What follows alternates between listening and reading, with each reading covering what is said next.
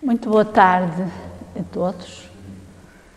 Começo por pedir desculpa por este atraso na nossa chegada, a minha e da doutora Marta Miranda, porque estivemos até agora num outro evento que decorre no nosso Teatro Municipal e com o qual em tempos já me tinha comprometido. De modo que tentei conciliar os dois horários, mas isto deu este atraso na nossa chegada aqui, do qual mais uma vez peço desculpa. Agradeço a vossa presença, a presença do Sr. Professor Bernardo Pinto de Almeida, diretor da nossa Galeria Júlio Soulo Dias, aqui sediada neste nosso emblemático edifício do Centro de Memória, as pessoas que trabalham comigo, a doutora Marta e a doutora Laura Garrido, responsável pela dinâmica deste espaço. E agradeço mais uma vez a todos vocês por terem vindo até hoje. Resolvemos levar a efeito mais uma exposição com o espólio que é nosso do Júlio Soulo Dias,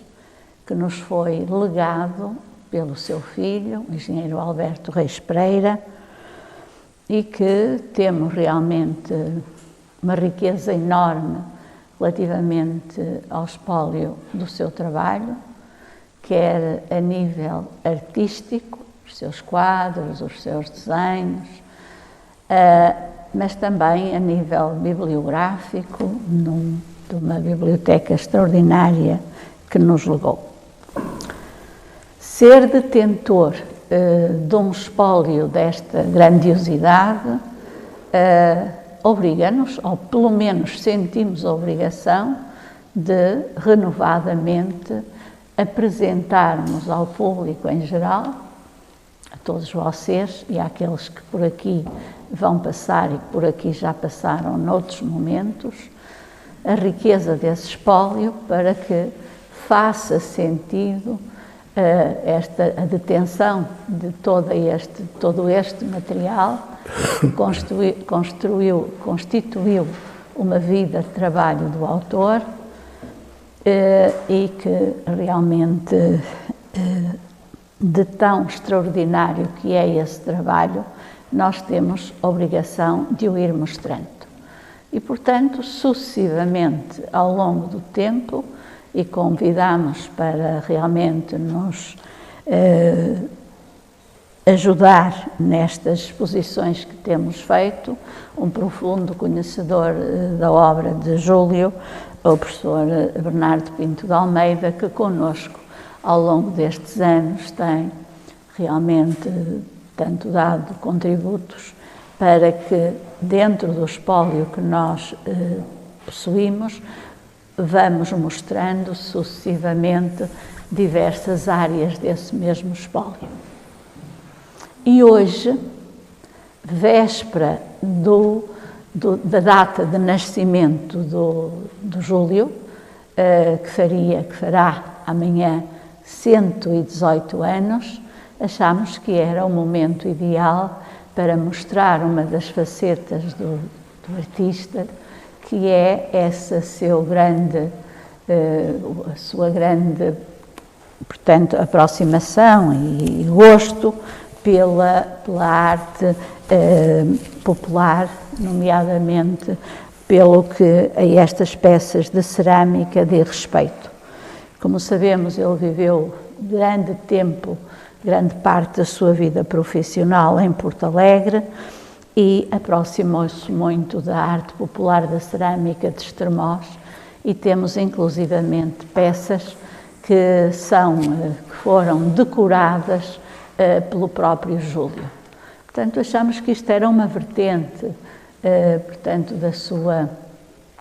da sua criação artística e, ao mesmo tempo, do seu amor a essa arte que ainda nunca tinha sido mostrada e, portanto, complementando com outras obras, mas aqui a arte popular com uma vertente muito especial. E, portanto, celebramos o aniversário do autor, amanhã, trazendo, mais uma vez, como já referi, e dentro desta vontade de continuar a mostrar a sua obra, da qual somos, de uma parte da qual somos detentores, porque não é só o município de Vila do Conde que ficou distribuído as suas obras de arte, mas esta vontade de continuar a celebrar, a trazer ao conhecimento de todos essa arte extraordinária, especialmente de artista plástico, temos os quadros na nossa frente, desenhista e agora também, para além, enfim, do seu trabalho literário com o pseudónimo de Soulo Dias, nós temos também aqui esta vertente da arte popular que trazemos até vós nesta data. Portanto, continuamos a cumprir este desígnio de mostrar a sua obra permanentemente, uma vez que tivemos o privilégio, a Câmara Municipal teve o privilégio de ver contemplado no testamento do autor, do seu filho, engenheiro Alberto Reis Pereira, de ser contemplado então com muita matéria-prima do trabalho do autor. Obrigada por terem vindo e passava a palavra ao Sr. Professor Bernardo Pinto de Almeida. Muito obrigado. Sr. Presidente da Câmara, Dra. Marta Reis, Vereadora da Cultura, Dra. Lara Afonso, membros da família, representantes das instituições, minhas senhoras e meus senhores, muito boa tarde. Quando a Sra. Presidente da Câmara de Vila do Conde e a família me convidaram para orientar, enfim, dentro do que sei e posso, os destinos deste centro, uma das primeiras ideias que trouxe, e não me lembro até se não escrevi num pequeno memorando que deixei para, enfim, responder ao convite, a possibilidade de vir organizar uma exposição relacionando a obra de Júlio com a tradição e memória da arte popular. E porquê assim? Porque, muito cedo, sendo jovem crítico e historiador, tive o privilégio de conviver com a família de Júlio Reis Pereira, em particular com o seu filho José Alberto, de quem fui amigo próximo durante muitos anos, e de observar na casa do artista, que frequentei com regularidade durante muitos anos, porque mais tarde o engenheiro José Alberto Reis Pereira foi viver sobretudo em Lisboa e, portanto, passou a ser mais esparsa a nossa convivência, mas sempre frutuosa e de grande amizade. Tive a oportunidade de observar que, apesar de ele já não ser detentor da grande coleção que soube então ele teria vendido à Câmara de Estremoz, era ainda assim, em casa dele, uma presença fortíssima, a dessa cerâmica de Estremoz e também de Barcelos, que ele colecionou ao longo de toda a vida. E colecionou de um modo sistemático, porque também o irmão José, o grande José Régio, era um colecionador. Mas a coleção Régio, que está hoje, felizmente, também a cargo da Câmara de Vila do Conde, não tinha a dimensão, nem o estudo, nem a qualidade de escolha que a coleção de Júlio tinha. E, portanto, conhecedor desse gosto, ocorreu-me, na altura, que poderia haver relações plásticas entre essa tradição e a própria obra de Júlio. Entretanto, os anos passaram-se, não pensei mais no assunto, e quando recebi esse convite, relembrei-me dessa possibilidade. E fui pensando no assunto, e não foi das primeiras, esta exposição está aqui ao fim de alguns anos de colaboração com a Câmara de Vila do Conde, não por acaso, mas porque eu tive que maturar essa ideia, ver muita coisa, pesquisar eu próprio, e numa certa altura começou a tornar-se claro, de facto, que essa relação não apenas estava lá, existia, no plano sensível, como uma presença, mas que, muito mais do que isso, era uma relação determinante na obra de Júlio. Ora bem, e então, digamos, comecei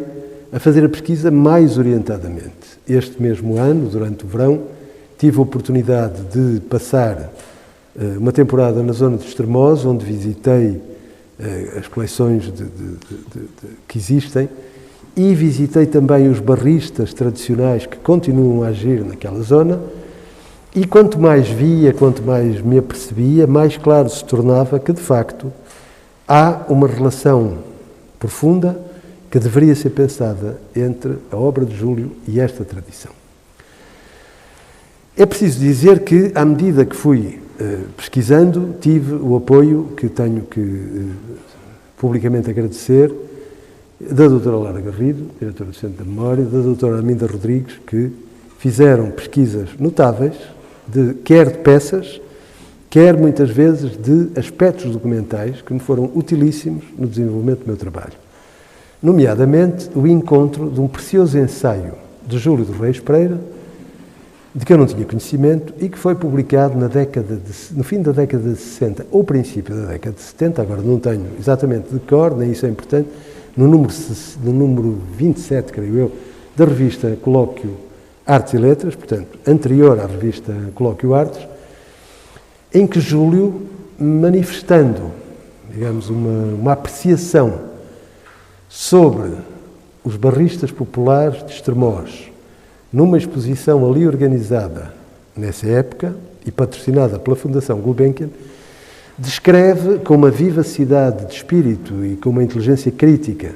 que só um grande homem, um grande poeta podia ter, a qualidade de vida intrínseca, de vida, de expressão, de inteligência visual da tradição popular. E esse texto, digamos, forneceu uma última chave para uma compreensão a que intuitivamente tinha chegado,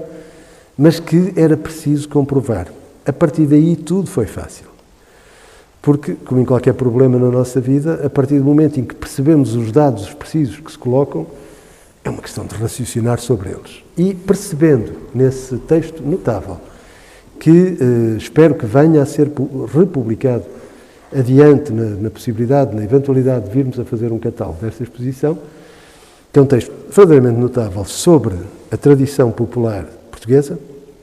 nós percebemos que não só a inteligência de Júlio sobre essa tradição é muito grande e muito precisa e muito nítida,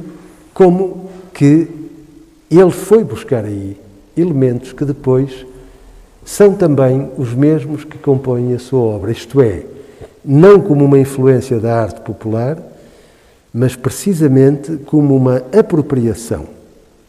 de certos elementos da cultura popular que ele, com a maior autenticidade e sem jamais deixar de ser um artista erudito, que foi, transportou para o interior da obra, sabendo dar-lhes um outro plano de compreensão.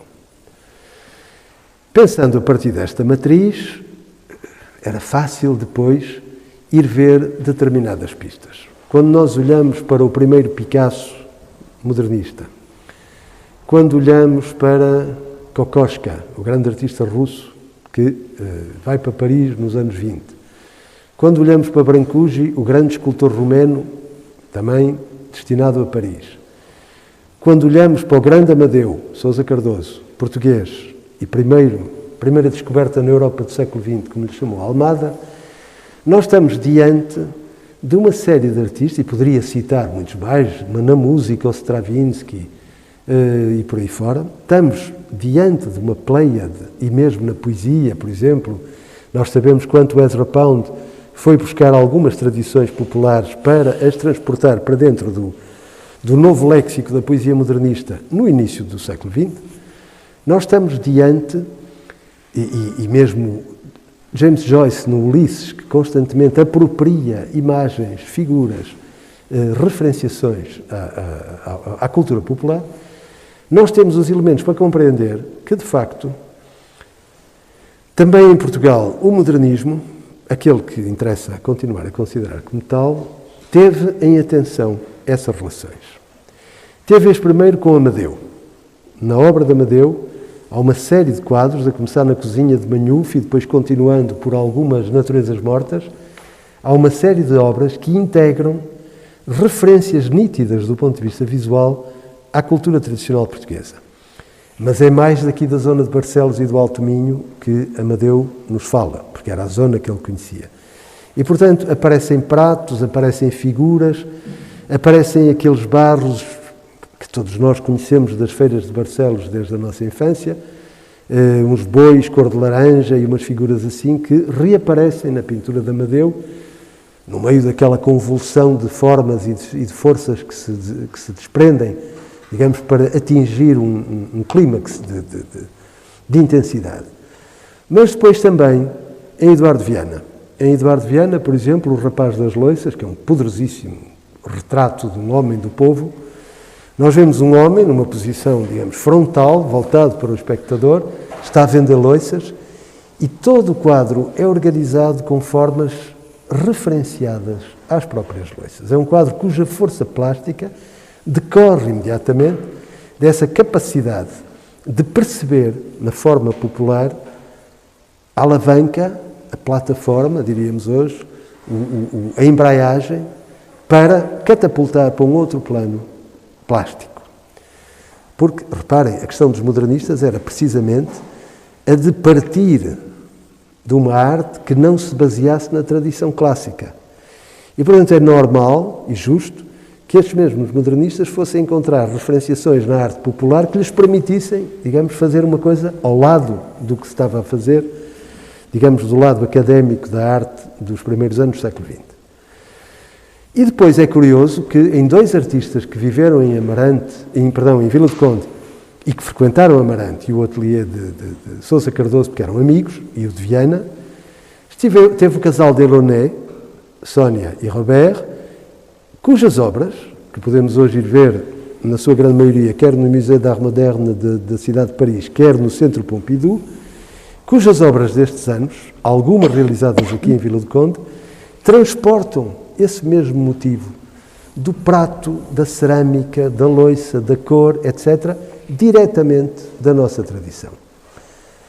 Se fôssemos um país rico, infelizmente não somos, valeria a pena fazer uma relação de diálogo entre esses artistas, entre as obras desses artistas e a obra de Júlio, para perceber que elas estão muito mais próximas do que muitas vezes podemos pensar que realmente estavam. E quando digo os Delaunay, podia dizer Kokoschka, podia dizer o Chagall, podia dizer uma série de artistas modernistas deste período, cuja proximidade formal e conceptual é muito forte com a obra de Júlio. Ora, se estes artistas fizeram assim, e se eles foram capazes de transportar a herança popular, a memória e a tradição da arte popular para as respectivas obras, levando-a para um patamar erudito, onde ela ganhou uma universalidade que de outro modo não poderia ter, o facto é que na arte portuguesa, depois de Amadeu e Viana, praticamente isso desapareceu. Almada está muito mais próximo dos clubes mundanos lisboetas do que de qualquer tradição desse teor. Américo Nunes, enfim, Bernardo Marques, todos aqueles modernistas, ainda companheiros da primeira geração, da geração de Amadeu, todos eles estão muito mais envolvidos com a vida lisboeta, com o que se passa na capital, do que com a inventariação destas tradições e destas realidades. E vai competir a Júlio, artista que cada vez mais admiro e respeito, e quanto mais estudo, mais entendo que é, de facto, um dos pilares da arte portuguesa do século XX, vai competir a Júlio na sua solidão, no seu isolamento, na sua serena bonomia, porque ele nunca se queixou de nada, de facto. Fazer esse levantamento e reintroduzir na sua obra esses mesmos elementos. A chave para a exposição está aí. À medida que formos percorrendo estas salas, que todos vocês já conhecem tão bem, eu espero que ainda encontrem alguma surpresa, porque esta exposição é muito diferente da anterior. Não é só diferente esta circunstância dramática de termos que estar todos de máscara em vez de nos podermos saudar na alegria da humanidade, mas enfim, é assim que temos que manter a alegria da humanidade, Mas à medida que circularmos por estas salas, vocês irão ver uma exposição que talvez vos surpreenda, porque vamos ver obras da coleção de Júlio, que foi possível obter junto da Câmara de Estremoz, dessa coleção que o artista vendeu à Câmara, que depois reaparecem figuradas nos desenhos e pinturas. Nós podemos ver obras do próprio Júlio, executadas em cerâmica, e muitas delas recuperando completamente a tradição popular, as mesmas cores, as mesmas formas de modelar o barro, os mesmos elementos decorativos dos pratos e das cerâmicas, que, aliás, aqui já se podem ver num primeiro aspecto, mas reinscritos da sua figuração. E vamos encontrar isso desde o início da obra. Em 34, já Júlio tinha executado cerâmicas. O que é uma coisa extraordinária. Isto leva-me, ou seja, muito antes que o Picasso, no fim da década de 40 e princípio de 50, fosse para Vallauris, onde fez aquelas absolutamente extraordinárias cerâmicas que mostram, que hoje estão no museu ali próximo de Nice, e onde nós surpreendemos com, mas bom, o Picasso foi à memória da arte popular. 30 anos antes disso, 25 anos antes disso, o Júlio já o tinha feito. Claro que o Picasso não foi influenciado pelo Júlio, evidentemente, mas o que podemos dizer é que também o Júlio não foi influenciado pelo Picasso. Isto é, ele fez-lo antes. E o que vemos, porque depois ele mantém esse trabalho, essa relação ao longo de muitas décadas, até aos anos 60, é que nas cerâmicas dos anos 30, o essencial já está feito. A partir daí ele vai desenvolver variações sobre essas possibilidades. E todas essas variações são de uma imensa riqueza. Eu quero acreditar, e já o disse várias vezes, que há muito mais óleos de Júlio, do que aqueles que já conhecemos. Não estou a dizer mais 500, nem mais 100, mas acredito que haverá mais uns 30 ou 40 que estejam dispersos ou por identificar por aí. Da mesma maneira, quero acreditar que é tal a mestria que ele pôs no exercício das suas cerâmicas, que deve haver um número considerável de cerâmicas que ou se perderam definitivamente e se partiram, ou andarão por aí entre pessoas amigas que não têm a noção do que é que têm em casa, herdeiros que não fazem ideia de quem é aquilo. Deve haver muitas mais, porque o que vamos ver, e nesta exposição espero que isso fique demonstrado, é que o Júlio tinha, de facto, um enorme domínio da arte da cerâmica. No fim da exposição, na última sala, nós temos uma fotografia grande, ampliada, evidentemente, em que se vê o artista a trabalhar uma cerâmica no estúdio, digamos assim, na olaria da tia Rita, creio. Portanto, uma senhora de Estremoz, como ainda hoje há estas olarias populares. Em que ele está é muito bonita essa fotografia, porque ele já está nos seus 60 anos, está profundamente envolvido com o que está a fazer, está distraído da câmara, mas está, digamos, numa atitude criativa direta, numa relação fortíssima com esse barro que deu a grande tradição da olaria portuguesa, tradição essa que, quando foi erudita no século XVII e XVIII, deu a grande cerâmica portuguesa que ainda hoje é disputada pelos grandes museus do mundo. Portanto, não é uma tradição propriamente apenas popular. É uma tradição que teve uma expressão europeia já no século XVII e XVIII. Mas que hoje, revista à luz de um artista como Júlio, nos permite perceber que também no modernismo português houve quem tivesse tido a atenção, a inteligência e a ousadia num meio culturalmente pobre, distraído, desinteressado da maioria do que passava. É preciso lembrar que estes anos são os anos do salazarismo, portanto, são os anos da desgraça que Portugal viveu no século XX. Há um artista que, apesar destas circunstâncias, mercê da sua independência económica pelo facto de ser engenheiro e, portanto, não depender da arte para viver, pôde, sem perder de vista a consistência da sua própria obra, integrar nela uma meditação da maior inteligência, da maior sabedoria e da maior frescura, que é uma coisa importantíssima na arte, dessa relação com uma tradição. Espero que gostem tanto da exposição como eu gostei de a fazer com o apoio das pessoas do Centro da Memória, a quem uma vez mais agradeço e desejo-vos uma boa exposição. Muito obrigado.